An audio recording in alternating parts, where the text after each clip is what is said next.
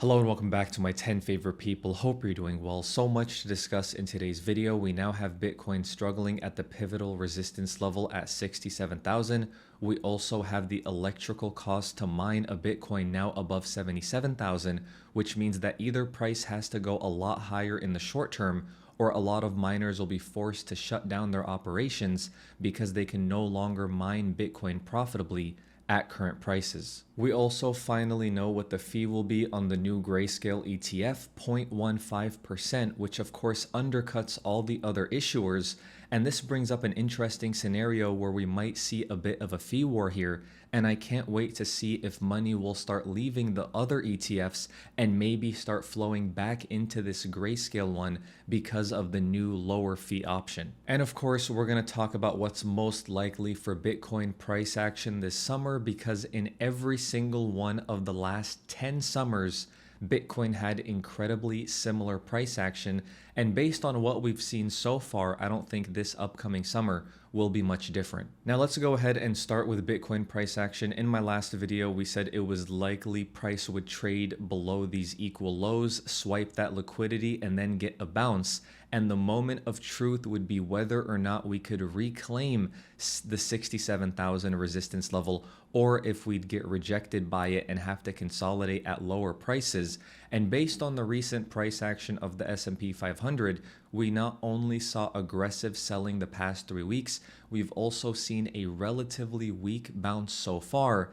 And that tells me it's likely Bitcoin gets rejected at 67,000 and is forced to consolidate lower if we're going to see weakness from the S&P 500. And of course, if you compare the timing of the corrections and bounces for Bitcoin and the S&P 500, you can see they're very, very aligned, which tells me this isn't a Bitcoin specific correction.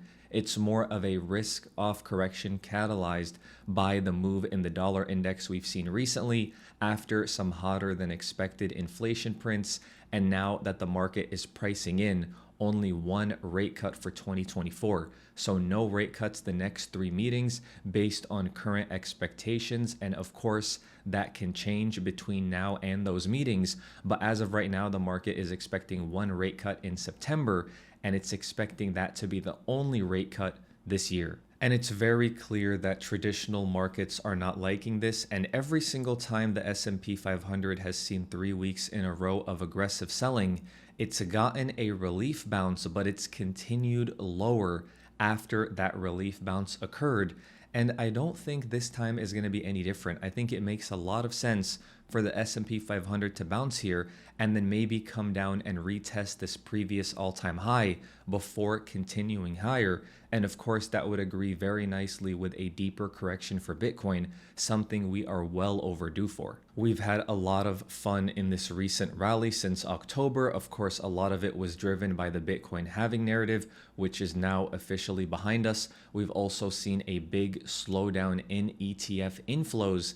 We're still seeing a little bit of outflows from Grayscale, but what's really catching my attention is how slow the inflows have been into the newer products. And of course, now with more pressure on the miners, it's likely we see consolidation while all of this gets settled and all of this plays out, which funny enough is exactly what we've seen every single summer for Bitcoin over the last 10 years. And you can see that the price action is very similar every single time. Maybe the summer starts off with a rally, but it still ends the summer where it started. Same thing in 2015, rally around the middle of summer, fully retrace. Same thing in summer of 2016, strong rally in the beginning, retrace. Same thing 2017, same thing 2018, 19, 20. And of course, in 2021, we saw big sell-offs and then consolidation. Same thing in 2022, sell-off in the beginning of the summer, consolidation, and then we had the full retrace in the most recent summer as well.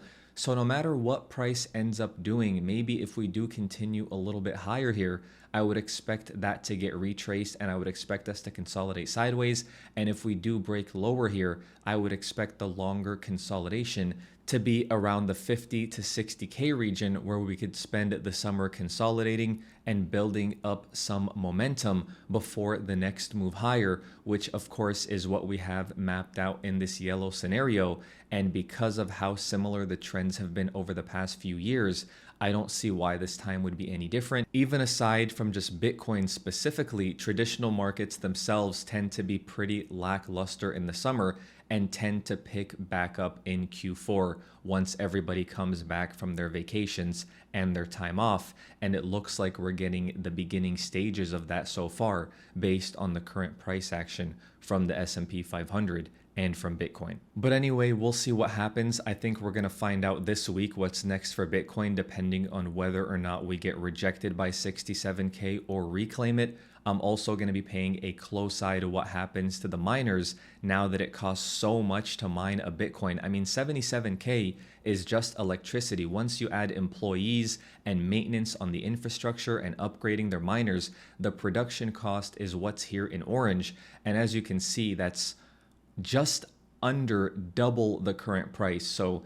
either Bitcoin is about to double in a month and we're about to see something we've never seen before, or what I think is a lot more likely is a lot of these less efficient miners with older hardware are going to start going under. And I don't know if that means they're going to start selling the Bitcoin on their balance sheet as they liquidate. That's going to be something we're going to have to monitor as we go forward, but definitely crazy how expensive it is to mine a Bitcoin now that the block reward has been cut in half. And I can't wait to see this new Grayscale ETF go live. This is a pretty high IQ move from Grayscale in my opinion. They kept their fees high on their existing ETF and milked that 1.5% as long as they could.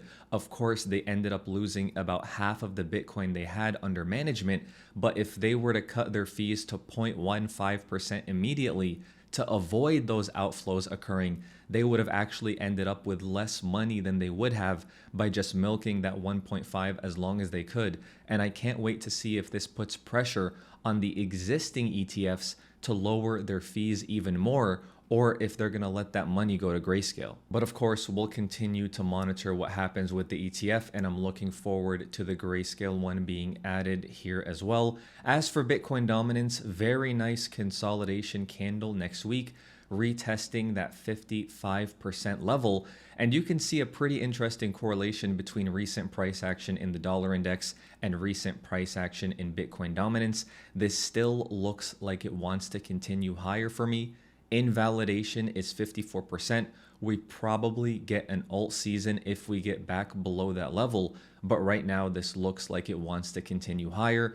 And if Bitcoin dominance does continue higher, it's likely because Bitcoin got rejected at 67K and rolled over here and continued lower to consolidate and correct at these lower prices, which of course agrees with the summer trend we discussed recently. And you're seeing that weakness in altcoins right now. We got bounces off of the 20-week moving average for both Ethereum and Solana, which was definitely expected, but we're now seeing those bounces starting to lose some steam. We're seeing these wicks to the upside, and I would not be surprised if they go sideways or down over the next few weeks or so. But of course, we're going to have to wait for this weekly close for confirmation. And of course, a lot of it is going to depend on what Bitcoin does, and is going to depend even more so on what the S&P 500 does.